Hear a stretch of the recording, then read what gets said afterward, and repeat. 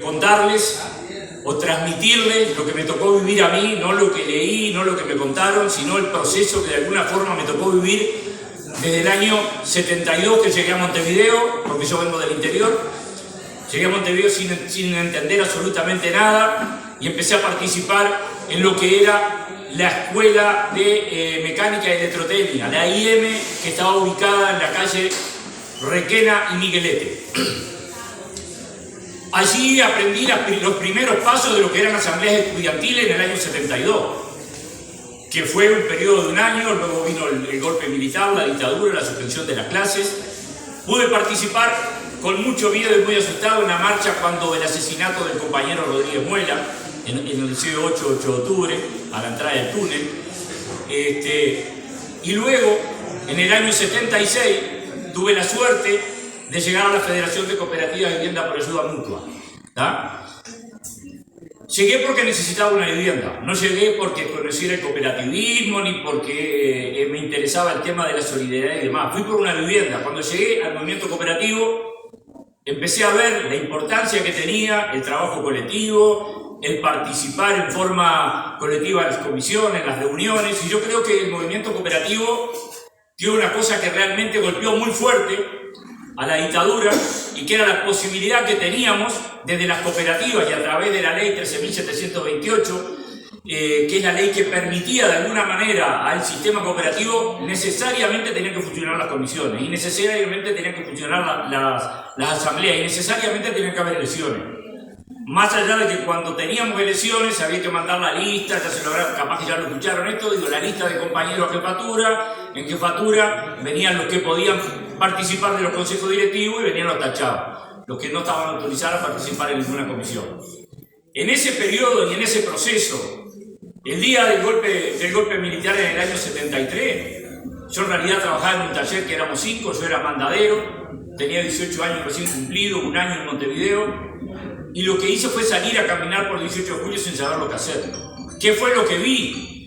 Y vi compañeros que eran llevados por los milicos, veía gente tirar Miguelito, yo no sabía absolutamente nada. Quise estar, quise hacer, y es lo que pude ver ese día en esa actividad.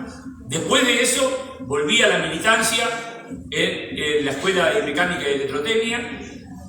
En el 76 entré a la Federación, como les decía, y ahí empecé a entender, y en realidad, a partir de la FUBAN y de los compañeros con los que militaron conmigo, compañeros que me dieron experiencia, ahí pude aprender y ver la importancia que tenía la organización desde el punto de vista sindical y colectivo de los trabajadores. Y fue así que empecé a trabajar en FUBAN. Y fue así que participé en la Federación en lo que fueron los actos en el año 82 del Cine Cordón, ya en plena dictadura, acto que fue muy resistido, que tuvo que hacer muchas cosas para poder concretarlo, el acto del Palacio Peñarol, el acto del Platense, estoy hablando todo del año 82. Y también en el año 82 se hizo la primera jornada solidaria, el 24 de mayo del 82, que se hizo en Covicenova, en Cipils, en el Cerro, la cooperativa Cerro Norte Vanguardia. Participé de esas actividades, y todo eso me fue dando la posibilidad y el conocimiento de entender de qué se trataba el movimiento cooperativo y de qué se trataba de trabajar en forma colectiva. Allí aprendí lo que eran las movilizaciones, lo que era trabajar. Por ejemplo, llegamos a un momento en la cooperativa, yo vivía en el José Pedro Varela, en zona 6, y allí lo que hicimos para poder militar a los compañeros, generamos comisiones de blog. Entonces cada blog tenía una comisión, esa comisión se reunía, sacaba un boletín, podíamos hacer un trabajo que no podíamos hacer en gran medida en forma colectiva en la cooperativa, pero sí nos permitía de alguna forma ir trabajando, ir organizándonos en función de la necesidad que teníamos en la cooperativa y en el colectivo, porque también en la cooperativa aprendí de que los compañeros que estaban presos, los compañeros que tenían ciertas dificultades, ahí hacíamos lo que era el paquete, los alimentos para la familia, y también tuve la experiencia de ayudar a sacar compañeros del país rápidamente para que no fueran detenidos por la dictadura. Vi como muchos compañeros, porque posterior al 73, vino todo un proceso de represión, de desaparición, de asesinato, de compañeros detenidos de las cooperativas, compañeros que eran trabajadores, pero que también eran militantes políticos del Partido Socialista, del Partido Comunista, en el 76 lo que pasaron los compañeros del PVP en Argentina. Entonces, hubo todo un proceso donde la dictadura se ensañó con la clase trabajadora, se ensañó con los partidos políticos que de una u otra forma trataban de resistir y de organizar, como decía bien el compañero Ariel, en los sindicatos, de alguna forma, en las charlas, y todo eso se fue generando un trabajo y una resistencia que se manifestaban de otra forma.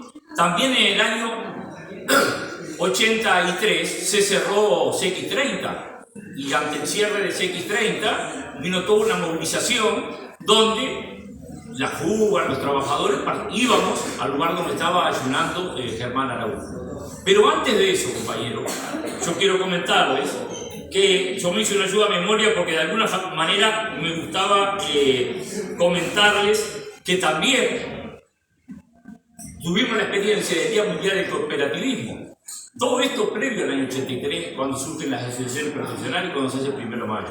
Y en esa actividad que se fue en el Parque Rodó, se reprimió, se detuvo la división de FUBA, o sea que permanentemente había que trabajar contra esa situación que era muy difícil, pero que de alguna manera la conciencia, digo yo, de clase, de luchar, de enfrentar a la represión, nos llevaba a organizarnos de diferentes formas.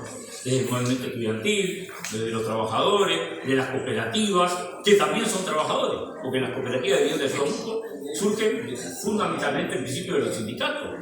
Y todos los que de alguna forma vivimos en cooperativas somos trabajadores. Entonces, en esa etapa y todo ese periodo previo, yo empiezo a militar a nivel de FUBA, a nivel del fomento central. Y así empiezo a conocer lo que es la experiencia en el interior, en la asamblea de las cooperativas, en las dificultades que tenían los compañeros, las situaciones que se generaban en las propias cooperativas para el funcionamiento y demás. Yo quiero recordar que previo al 1 de mayo del 83, el 1 de mayo de 1982, los milicos cambiaron la fecha del 1 de mayo. Pasaron el 1 de mayo para el 5 de mayo. Igual el 1 de mayo se hicieron algunas actividades, pero quiero recordar que el 1 de mayo del 82, en la planta de Norde, en el centro, los milicos mataron al compañero Jorge Reyes, que en ese momento movió un auto en la pista. Ese compañero fue asesinado. Y de eso es un asesinato más de un trabajador en un momento como ese, 1 de mayo del 82. ¿Ya? Luego surge también en ese año el tema de las asociaciones profesionales. Yo decido en el 82 dejar militar en FUBA, sobre fines del 82, porque yo había entrado en ese momento en la compañía industrial de tabaco Montepaz. Y con el tema de las asociaciones profesionales, la intención era poder conformar la asociación profesional en Montepaz y poder empezar a militar en función de lo que era el trabajo sindical. La discusión de las acciones profesionales venía fundamentalmente por un sector que se reunía en ASU, Acción Sindical Uruguaya, y otro sector que se reunía en la Comisión de Estudios y Asuntos Sindicales, ¿tá? Y con la participación de AEU. Eso era fundamentalmente los lugares donde se venían discutiendo y tratando de organizar y de trabajar. Es cierto que las acciones profesionales se crearon y que cada vez que había una actividad, una asamblea y demás de los compañeros de los diferentes del sindicato, allí participaban y iban los milicos, los tiras que decíamos nosotros, que llegaban de particular, paraban un auto, miraban, o sea, de alguna forma para intimidar lo que era la actividad que los trabajadores hacíamos en función de poder organizarnos, tomando una ley de asociaciones profesionales creada desde el Ministerio de Trabajo por el coronel Volentines, que era el ministro de Trabajo en ese entonces, pero que los trabajadores de alguna forma supimos tomar a organizarnos. Es así que el 1 de mayo del 83 se decide Se pide la autorización para el acto, pero no había autorización para la CNT que estaba proscrita. Entonces surge el plenario intersindical de trabajadores, que es al que se le autoriza el acto del 1 de mayo del 83, que fue un acto masivo, impresionante, y donde, después de muchos años, por primera vez, está la voz de los trabajadores, ahí en lo que hoy es la Plaza 1 de Mayo, y donde en realidad es impresionante la convocatoria y la participación ese día en esa actividad. Luego del 1 de mayo del 83 teníamos un tema: el plenario intersindical de trabajadores tenía que seguir funcionando. Nos reunimos en el sindicato del CAMU, en la avenida Garibaldi, y allí se discutió y se votó un organigrama de funcionamiento del plenario intersindical de trabajadores, que tenía 3 niveles. Primero estaba el plenario, que eran 2 delegados por fábrica, eso sería la asamblea, si que nos trasladamos a fútbol, la asamblea general. Luego estaba la mesa representativa, que tenía 2 delegados por rama de actividad, y luego estaba el secretariado ejecutivo, que no lo integraban 7 trabajadores nominalmente, sino eran 7 gremios. En ese secretariado lo integraba la FOEP, la salud, el caucho, que era FUNSA, después estaba el tabaco, metalúrgicos, el COT, el Congreso Obrero Textil, y AEU. Esos eran los 7 gremios que integraban el secretariado. Un secretariado ejecutivo que en esa resolución de funcionamiento no tenía la capacidad de decidir. Si en algún momento el secretariado tomaba alguna decisión, debía ser luego remitida a la mesa o al plenario, que eran los órganos resolutivos que tenía en ese entonces el plenario intersindical de trabajadores. También allí se nombró lo que fue una comisión asesora. En esa comisión asesora, que de alguna forma era la que trataba de orientar a los jóvenes que integrábamos ese plenario intersindical de trabajadores, bueno, allí estaba el Pepe de Lía, estaba Mitín Ferreira, Jorge Lina Martínez, Ernesto de los Campos, Víctor Bayán, Federico Comensoro, el Negro Toledo del Ferroviario, y seguramente me olvido de algún otro, pero era una mesa amplia que de alguna manera eran quienes trataban de orientarnos para que tuviéramos un mejor funcionamiento. Por lo menos eso era lo que se decía, ¿tá? Luego del 1 de mayo del 83, el plenario continuó funcionando con los organismos que yo les estoy comentando, y viene la organización también de la Intersocial. La Intersocial la integra el PIT, la integra CEP, que era la Asociación de Estudiantes, porque estaba proscrita la FEO, que era CERPAG y que era FUBA. En aquel entonces, FUBA no era la Federación Uruguaya, porque tenía prohibido el nombre de Federación Uruguaya, quizás ustedes saben, era la Federación Unificadora. Se repetía, pero era una forma de mantener el nombre de FUBA, ¿tá? Ahí surge la Intersocial. La Intersocial, que de alguna manera resuelve comenzar a trabajar en función de toda lo que era la organización, la movilización y la tarea de lucha contra la dictadura, porque ahí como que de alguna manera nos sentíamos con un espacio mayor de trabajo y nos podíamos aventurar de alguna manera a enfrentar de otra forma la situación en la que estábamos viviendo. También en ese periodo surge lo que se llama la intersectorial. Y la intersectorial, que también funcionaba en FUBA, en Río Negro 1544 en ese entonces, la integraban, además de la Intersocial, el Frente Amplio, el Partido Colorado y el Partido Nacional. Eso era la intersectorial, que funcionaba también en FUBA, ¿ah? Ese era el ámbito donde todos nos reuníamos. El 9 de septiembre, el 25 de agosto, perdón, del año 83, se hace la primera manifestación con apagón y caceroleo. En ese entonces, Pérez Aguirre estaba haciendo un ayuno en el Cristo Rey, en General Flores y Atanasio Sierra, creo que ahí cerca de la Industria. A través de CERPAC se habla con los distintos organismos del secretariado, la Intersocial y demás, y se decide hacer esa movilización de caceroleo y apagón, que también fue contundente, el 25 de agosto del 83.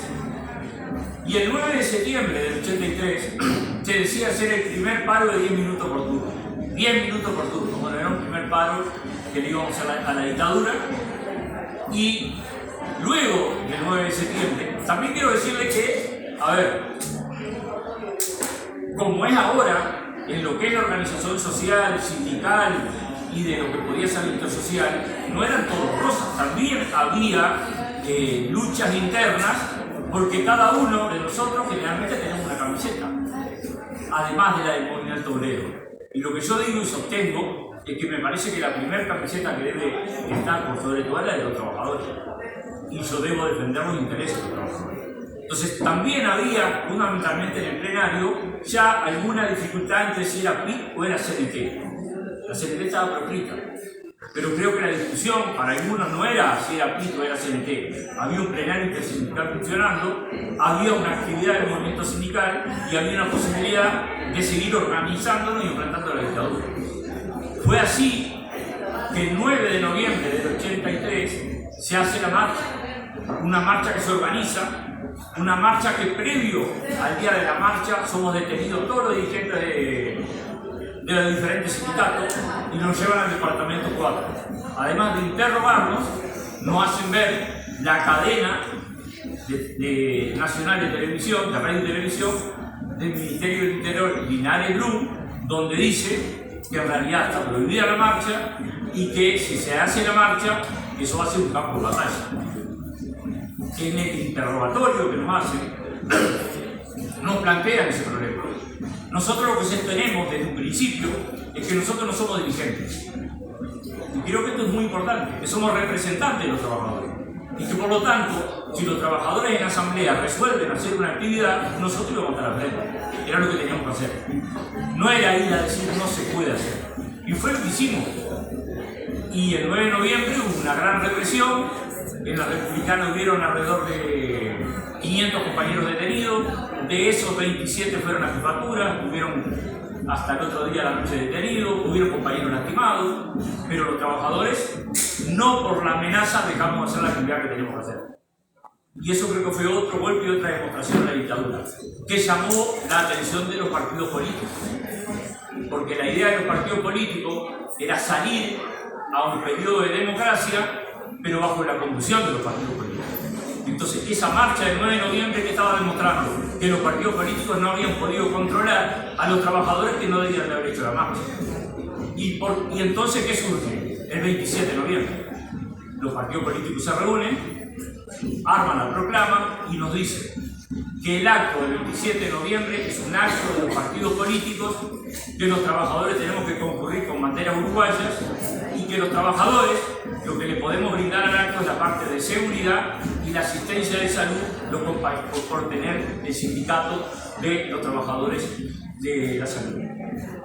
El acto se hace, los trabajadores participamos, pero no solo participamos con bandera uruguaya, y también fue un acto multitudinario, esa fue una demostración más. Y luego de eso pasa en diciembre lo que pasa con Semitreinta, y luego de eso en enero, ¿qué es lo que sucede del 84? Sucede que se ocupa la isla. La ocupación de la textil Hildu en Veracierto, donde creo que fue realmente un ejemplo de lucha y de enfrentamiento de las compañeras y los compañeros de la fábrica. Y ahí yo quiero hacer una mención importante a Cuba, muy importante. ¿Por qué? Porque, y me hago lo que explico, el secretariado del PIT jamás convocó una movilización a la puerta de la isla. Y esto hay que decirlo, y no lo leí en ningún lado, todo lo que yo viví en el propio secretariado del propio PIT. Sin embargo, la Cuba convocaba todos los días, desde Camino Carrasco y Veracierto, una marcha a la puerta de la isla. Entonces, esas cosas hay que señalarlas, porque también eran trabajadores organizados que iban a darle el apoyo a las compañeras y a los compañeros que estaban ocupando la fábrica. A partir de ahí se empieza a discutir el paro general del 18 de enero. Y en esa discusión del paro del 18 de enero se hace un plenario en el Centro Obrero de Alpargata, el COA, y digo un plenario porque el plenario era el máximo organismo de resolución, y en ese plenario el secretariado, o sea, los gremios de secretariado, que eran 7 gremios, llevaron posición de paro de 24 a 48 horas. Ese plenario se votó por unanimidad el paro general de 24 horas el 18 de enero. Debo decir que Bancario no tenía como gremio esa disposición de paro. Lamentablemente, el compañero representante actuó como dirigente y bueno, un voto del paro. Después fue un problema que tuvieron que resolver entre ellos. Pero estas cosas pasaban, no tenemos que ocultarlas. Porque me parece que esto también nos enseña de que cuando nosotros representamos a alguien, nos guste o no, si lo vamos a representar tenemos que decir lo que los compañeros resuelven y no lo que a mí me gustaría. ¿Ah? En el paro del 18 de enero, en ese plenario que se resuelve en el Centro Obrero de Alpargatas, vale decir de que ninguna organización política apoyó el paro del 18 de enero. El paro del 18 de enero fue convocado por el Plenario Intersindical de Trabajadores y la Intersocial. Esos fueron quienes convocamos y quienes estuvimos apoyados en ese paro general. Paro general que fue un éxito para nosotros desde el punto de vista de lo que significaba un paro general de la dictadura, pero también en ese paro general se ilegalizó el Plenario Intersindical de Trabajadores. O sea, la dictadura decidió ya no reconocerlo más, ilegalizar el plenario y por lo tanto seguimos funcionando, seguimos trabajando, pero desde el punto de vista formal era una organización que estaba ilegal. Luego del paro del 18 de enero vino el 19 de marzo, que fue cuando se liberó Sereni, que todos recordarán que cuando se liberó Sereni habló de las 3 patas: negociación, movilización y concertación. Digo esto porque también más adelante aparece esta situación que ya se anunció el 19, porque yo también creo, y eso es una apreciación personal, que se veía de que no había forma de lograr controlar a los trabajadores, porque cuando nadie apoyó un paro, desde el punto de vista político, los trabajadores lo hicieron igual, lo hicimos igual, y tuvo el éxito que tuvo. ¿Tá? Luego viene el 1 de mayo del 84. 1 de mayo del 84, donde lamentablemente la Asamblea Superior de los Trabajadores va a dejar de funcionar para siempre. Y el funcionamiento del Plenario Intersindical de Trabajadores cambia. ¿Por qué digo esto? Porque en una mesa representativa que se hizo, no recuerdo si el 15, el 16, en abril, se votó y salió por 13 votos a 12 la posición de que había en el 1 de mayo del 84 invitar a los partidos políticos, a los patrones del Estado. ¿Tá? O sea, creo que ahí se estaba dibujando la concertación y nos estábamos confundiendo lo que era un acto del 1 de mayo nuestro con quienes debían estar en el Estado. Esto llevó a que el AFOE, previo al 1 de mayo, se hiciera el último plenario donde el plenario decidió bajar a los patrones y a los políticos del Estado. Era un acto de los trabajadores. A partir de ahí no funcionó más el plenario. ¿Por qué digo esto? Porque me parece que cuando hay representación y hay participación de los trabajadores, la situación es diferente a cuando entre 2 o 3 resolvemos qué hacer. Y qué es lo que hay que hacer, y cuál es la movilización, y de cuántas horas y demás. Creo que lo que estaba demostrando el plenario es que en esos ámbitos los trabajadores podíamos plantear lo que realmente sentíamos, lo que realmente queríamos, y era lo que tenía que hacer los representantes. Yo voy a reiterar, yo nunca me consideré dirección de nada, yo siempre creo que es ideal esto, o sea, hay que ser representantes de los trabajadores. Estemos en el lugar que estemos, tenemos que representar, no somos el dirigente que resolvemos y le decimos a los trabajadores lo que tienen que hacer, no, al revés. Los trabajadores tienen que resolver qué es lo que nosotros tenemos que llevar adelante como representantes, sea para negociar, sea donde sea, y tenemos que estar al frente. Esa es una precisión que a mí me parece muy importante y que debe tener vigencia siempre, para evitar que se extinga la democracia sindical, la democracia obrera, donde los trabajadores podemos participar y opinar y plantear nuestras diferencias. Eso me parece que es fundamental.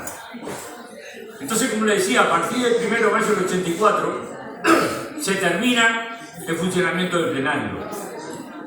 Y a partir del 1 de mayo del 84, y en contraposición con el paro que se había realizado el 18 de enero por parte de la clase obrera, se convoca un paro general el 27 de junio del 84 por democracia ahora, que lo convoca incluso Sanguinetti, ¿no? Con Sanguinetti a la cabeza, convocamos el paro general.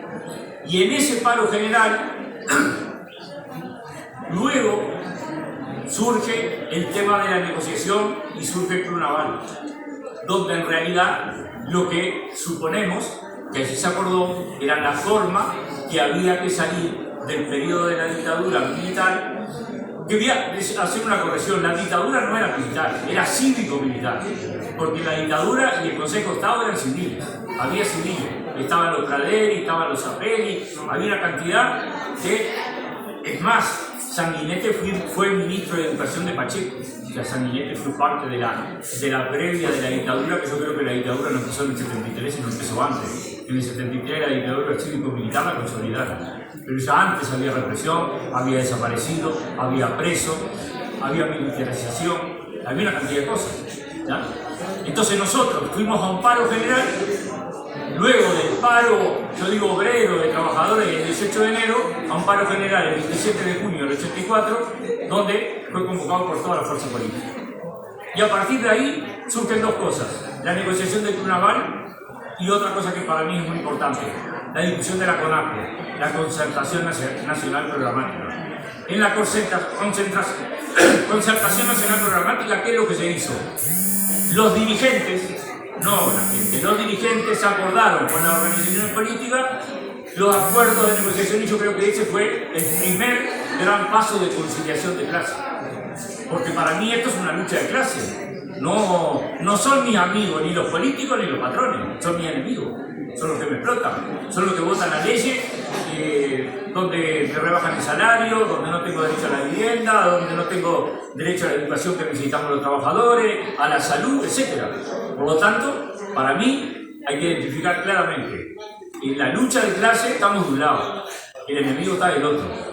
Y lo que tenemos que hacer nosotros, de alguna manera, es empezar a generar esa conciencia de entender que como clase, como trabajadores, solamente nosotros somos capaces de resolver los problemas de los trabajadores. Nadie nos va a resolver los problemas, ni los patrones, ni los políticos. Creo que está demostrado, es histórico, cada vez estamos peor. Entonces, a partir de todo esto que le digo, surge un encuentro en Buenos Aires de algunos dirigentes del Plenario Intersindical de Trabajadores y los dirigentes de la CNT. ¿Para qué? Para acordar qué hacer con el PIT y con la CNT. ¿El acuerdo cuál fue? Que se pasara a llamar PIT-CNT y los dirigentes de la CNT ocuparan de alguna forma los lugares en los diferentes ámbitos donde habían sido despedidos. Desde el gremio del tabaco, que fue lo que dijimos, y que en ese momento teníamos la comisión de conflicto, que no podíamos viajar a discutir con los compañeros de la CNT a Buenos Aires cuando estaba ocupada la CICSA, cuando estaba ocupada Fábrica de Pasta Las Acacias, cuando estaba ocupada España Mutualista. En todo caso, nuestra misión como sindicato, como gremio, era que los compañeros vinieran, se reintegraran a su gremio, y si lo volvían a votar, otra vez estarían como representantes de los trabajadores. Pero que nos parecía que no era nada bueno ni ninguna señal buena ir a Buenos Aires a acordar un nombre nuevo para... Yo digo otra cosa, no es una central, es una convención, porque se habla mucho de la central única. Esto es una convención de trabajadores, no debería tener ni presidente, ni secretario, pero sin embargo, a veces en los discursos, en las cosas que decimos permanentemente, empezamos a confundir o a poner en la cabeza, es una central, la central única, no. La CNT es Convención Nacional de Trabajadores y sigue siendo Convención Nacional de Trabajadores hasta que en algún congreso, algún día, si quieren que sea una central única, sería una central única. Entonces, compañeros, yo lo que digo, trato de ser breve porque podríamos hablar horas y sería hasta buenísimo poder intercambiar, porque seguramente a todos les quedan muchas preguntas, muchas cosas y muchas dudas. Pero a mí me parece que, como lo decía anteriormente, esto depende solo de nosotros. no depende de otro, depende de los trabajadores organizados y de la lucha y la capacidad que tengamos nosotros para salir a la calle, a luchar, a manifestar y a reclamar lo que son nuestros derechos. Y alguien muy olvidado, y que yo considero que era un revolucionario, decía algo que la fugan y muchas veces lo repetimos. Artigas decía, nada podemos esperar sino de nosotros mismos, compañeros. Y creo que de eso se trata, y somos una clase que tenemos los mismos intereses y nos tenemos que enfrentar a la clase que los oprime permanentemente a través de diferentes formas. De dictadura cívico-militar, de dictadura, de represión o de democracia, pero siempre estamos sometidos a lo mismo. Muchas gracias, compañeros.